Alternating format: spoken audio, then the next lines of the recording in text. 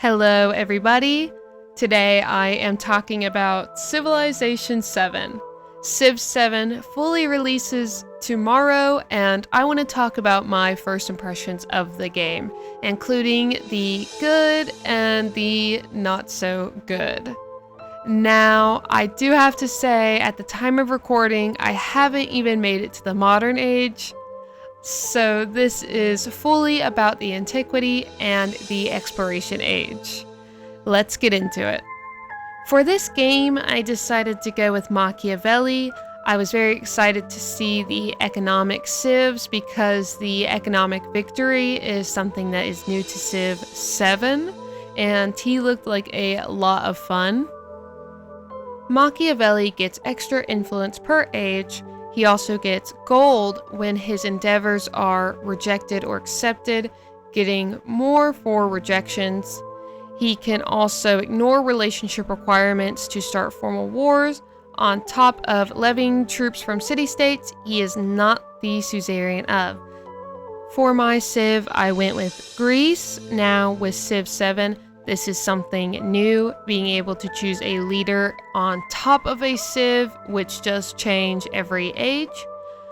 I think overall I like this feature. I haven't had any issues with it. Again, I haven't switched to the modern age yet, so maybe I'd have some different opinions on it at that point. I like that choosing your Civ adds a bit more micromanaging in a good way. It has more customization for new strategies and stuff, and just different gameplays and different ways to play the same leader. So I think replayability-wise, it's very strong. I think it's very interesting though. I've heard people say maybe picking your Civ but not having to switch every age would be nice. Again, I haven't gotten to the modern age, so I can't fully say how I feel about switching every single age. Going from Antiquity to Exploration though, I thought it was very cool how you could earn a Civ, or you could unlock a Civ from the start just by playing a certain character. And the Civs overall have pretty cool stats and bonuses and buildings and such, different gameplay that seems very fun.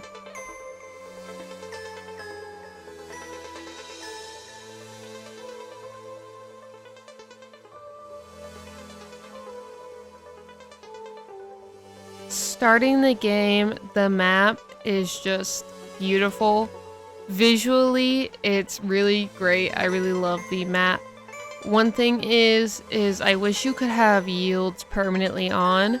I find having to turn yields on every game was a little annoying because I know a lot of people do like just to have yields on at all times. That's me. I'm people.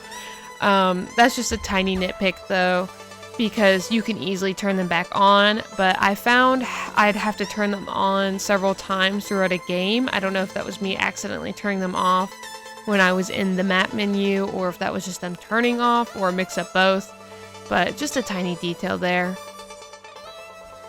On top of the map, the UI overall is very nice.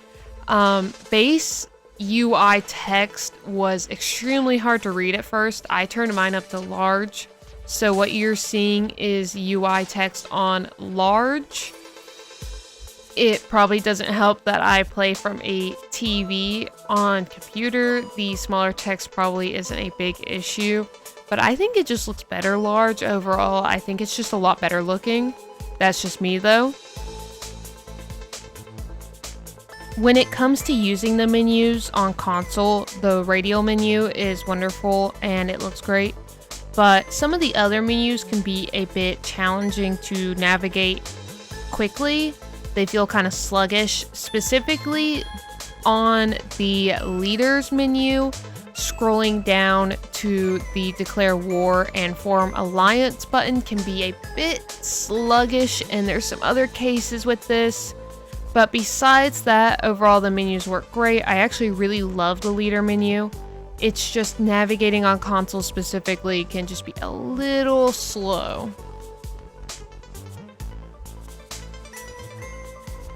Scrolling on the map doesn't feel too bad. It's not the worst.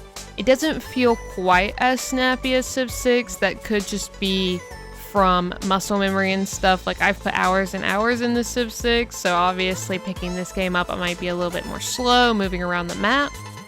One thing with the map I will say I don't like, visually and just gameplay wise, the units are a little hard to see. They're very easy to miss. Some of the colors mesh together too much, and on top of this very detailed, beautiful map, it's kind of hard to see them. This really became an issue for me when I was at war and I wouldn't catch someone's unit standing somewhere, and I'd be like, oh, I didn't see that person. Instead of making the unit logos bigger, they could also have a red outline if they are currently hostile. So look, for example, the Independent Power Scout has a red outline around his logo. Maybe if you go to war with someone, all of their units could have a red outline on them. I don't think they already do that. I went to war with Harriet and Tecumseh, and they never had a red outline around any of their units. I think that would help mark which units have become hostile to you, especially with their city-states. When the city-state is at war with you as well, they all have just like white and black. So it's kind of hard to tell whose city-state unit it is just in the heat of the moment. I don't know if that's a similar issue everyone else has been having. I don't know if that's just me. Again, all of these nitpicks could just be me. This is just my personal opinion with this stuff. I just think they're a bit hard to see. I could just get better though, simply put. Here I meet my first Civ, Harriet Tubman, and you get to see what it looks like when the Civ leaders introduce themselves. Honestly, it's very cool. It's very Age of Wonders-like, and it looks really good. I like this menu overall. I really love the leader menu and how you can see them standing there looking at you when you do endeavors and declare war and such. Pretty cool.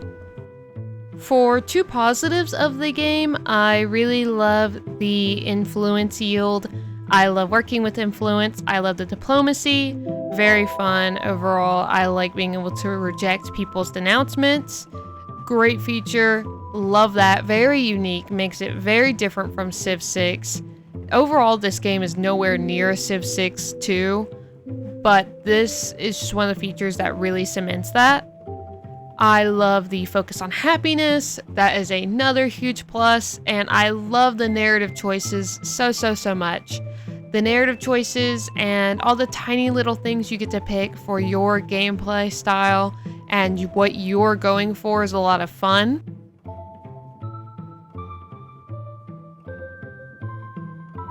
Two very big features that make this game very different than Civ 6 is the ages and the settlement caps. So those are very different, but I wouldn't say they're good or bad. They're just new. Settlement caps is very interesting. It has some pros and cons that I can already see, and I'd like to mess around with it more. When it comes to war, the settlement caps have an interesting dynamic that they play. I'll get into that later. But overall, settlement caps are pretty cool. I think it's nice to not have people claim a bunch of land immediately. That's probably part of the balance with not having to make builders anymore. Like, you'd be like, oh, let me just spam a bunch of settlers. But you can't because of the settlement cap. So I think that's cool. When it comes to the goals of the ages, I want to see how much bearing that has on the win. So you have your science goal for the Antiquity and the Exploration age, that if you reach it, it doesn't win you the game, but it gives you bonuses and stuff.